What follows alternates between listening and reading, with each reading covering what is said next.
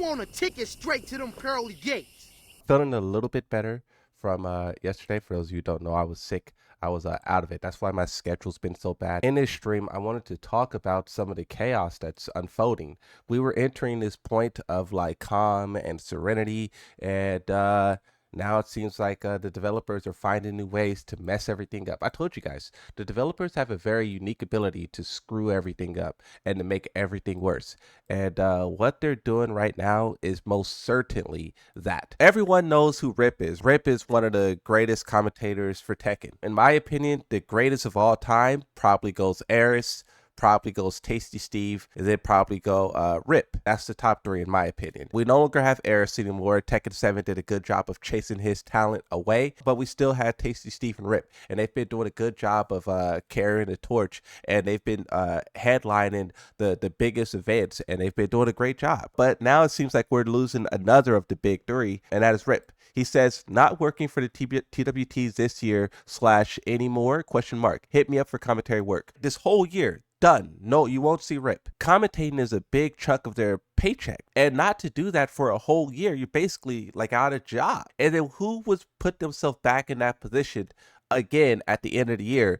And then, you know, you just run the risk of being X'd out all over again. So that's a very weird dynamic. Comes as a surprise. Everyone's saying what, but why? ?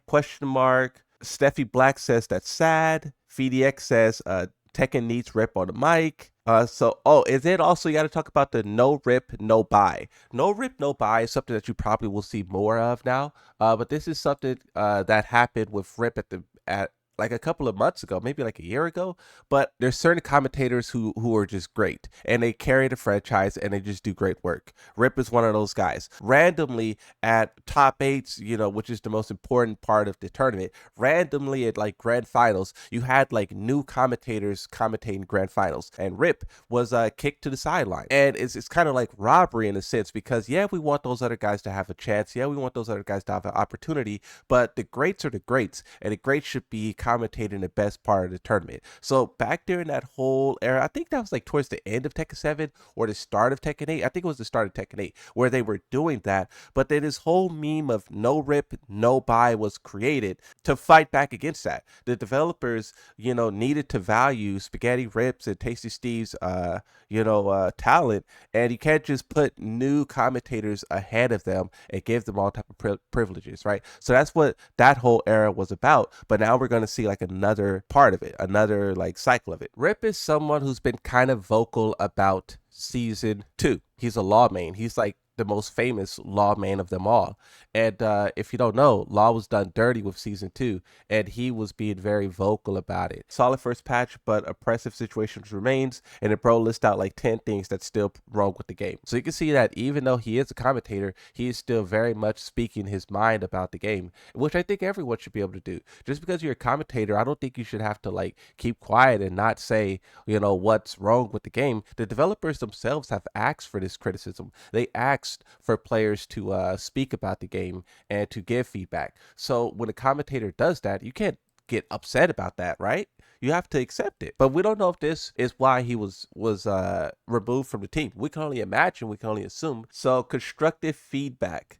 Stop removing legacy systems. Stop changing the identity of characters through simplification and accessibility. Do not change inputs of moves unless absolutely necessary. Less chip.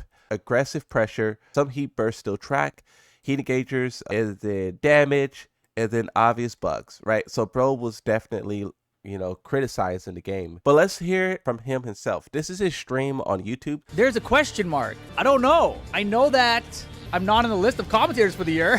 I don't know. But I don't know what that means. Did they wipe him off the list and not even tell him? Basically, what I was told from someone else is that the list of commentators for the year is finalized, and I'm not on it. But then I heard that does not necessarily include Evo, and I'm still working PAX East in like 2 weeks. It makes things confusing, you know? I saw you guys with your no rip slogans and all, but like it's a little different, because for me it feels like it's kind of like a toxic relationship, you know, where you're like, I like you, I want to be with you, but you keep breaking up with me. So I don't know if I still want to be with you. You know what I'm saying?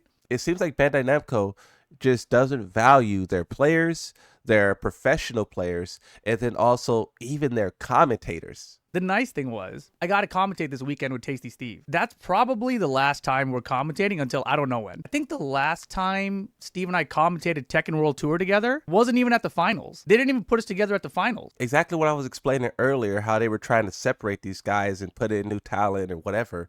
And I'm not against them putting in new talent, but you can't do it as at a detriment of your pre-existing talent, right? A lot of these new guys who are trying to commentate, they may not want to do it 5 years from now, or they may switch to a new game. They may not be as committed to it as like a Tasty Steve, as a Rip.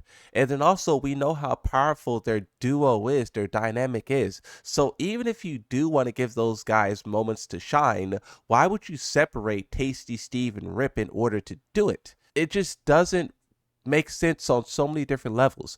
On all of these tournaments that you see when these guys are commentating together, those are not officially ran by Bandai Namco. Those are like separate tournaments that knows how powerful that dynamic is, and it's going to put that there, for the players to really Whatever happens, happens.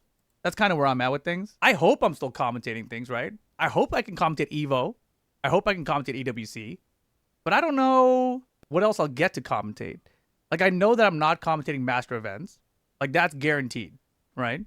So if challenger events want to bring me out, which is going to be awkwardly far probably, then that's a possibility still, So these are the EVOs.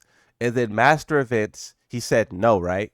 And then challenger events is a maybe. Rip, to my understanding, is located on the west coast of America. One in the US, one in Mexico, one in Canada. Those are the closest to him. Everything else is he's going to have to travel across the ocean. I wonder how big this situation will get. I wonder if the developers will eventually respond. I wonder if we could create enough of an uproar to make them revert their change. Because, yeah, I do agree, no rip, no buy. One of the earliest memories I have of Tekken esports is literally Rip on the mic talking about frames and whatnot. And I remember I was confused at the time because I was so I wasn't new to Tekken, but I was so trash at Tekken, and hearing all of these different ideas being thrown at me, I was like, oh wow, what is he talking about? Oh, what is this? What is that? Right? And then hearing Rip explain all of this stuff, but then seeing Tekken being played at a higher level, it just made me really love watching tournaments. And I associate that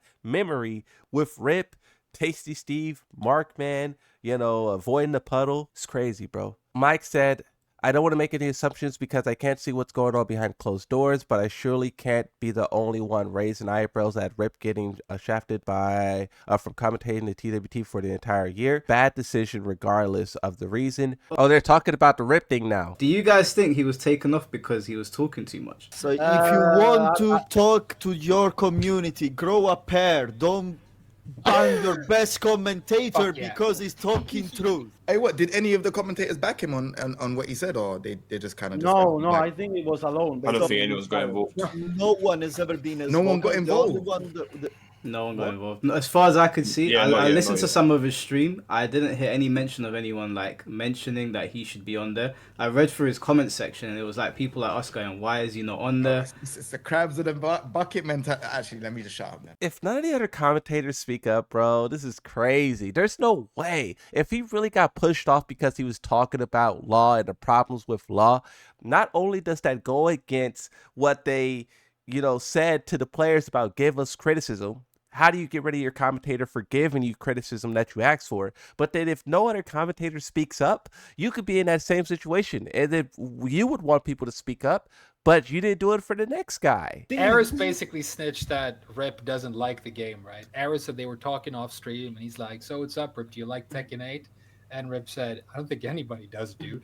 That would be very sad, though, because Rip always been there commenting tournaments. You can't have a combo breaker about Rip. Here's what I think should be highlighted. Some of these guys built Tekken FGC. Without Markman, you don't have EVO. Without a lot of these commentators, you don't have these tournaments. These guys are the foundation foundations of these tournaments, of these events. And now that it's commercialized, and now that Bandai Namco is successful and they have their own connections and they don't need the community anymore, they're just going to do away with whoever they don't like. They took over. Back before everything was commercialized, these guys are the ones who organize these events, who set up these events, and they birthed these events. Have you guys ever saw the pictures of Evo when it was first started? Everyone is fighting for a position to be a commentator there.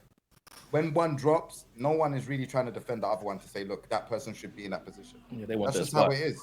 And that's the problem with this community overall. No one's got no one's back. But it just feels like Tekken's just falling apart anyways, man. Just jump ship and go play Fatal 3, man. First of all, they didn't select me for Evo Japan, which is probably related, and I didn't know.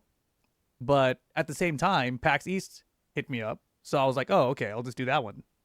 The funny thing is that a lot of people know that I don't do CPT events anymore because Capcom is grumpy about me. It's fine, right, that they're grumpy at me because they have lots of new talent that they just plugged in instead. And it's an important lesson in both ways, right? One, I don't have to play nice, right? Because personally, I can make a living if I don't commentate CPT event. It doesn't, I lose money not doing it, sure, but I have lots of other things I can do. They just save a bunch of money hiring new people for way less money. We'll cycle out all these old talent that have been supporting our game and talking about it and uplifting it for all these years because they cost too much and they're crusty and they said something mean about our game once. We'll pay them way less money and then boom, we'll just have a nice new shiny show. That is how it works, right? I mean, there's no like repercussions. You guys may be grumpy about commentary or something for a bit, but what's going to happen? It doesn't change the broadcast. It costs them less money and they just move on with their lives, right?